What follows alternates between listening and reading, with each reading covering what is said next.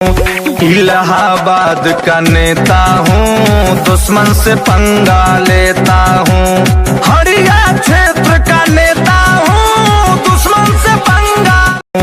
इलाहाबाद का नेता हूँ, दुश्मन से पंगा लेता हूँ। हरिया क्षेत्र का नेता हूँ, दुश्मन से पंगा। इलाहाबाद का नेता हूँ, दुश्मन से पंगा लेता हूँ। हरिया क्षेत्र का नेता हूँ, दुश्मन से पंगा। इलाहाबाद का नेता हूँ, दुश्मन से पंगा लेता हूँ। हरिया क्षेत्र का नेता हूँ, दुश्मन से पंगा। इलाहाबाद का नेता हूँ, दुश्मन से पंगा लेता हूँ। हरिया क्षेत्र का नेता हूँ, दुश्मन से पंगा। इलाहाबाद का नेता हूँ, दुश्मन से पंगा ले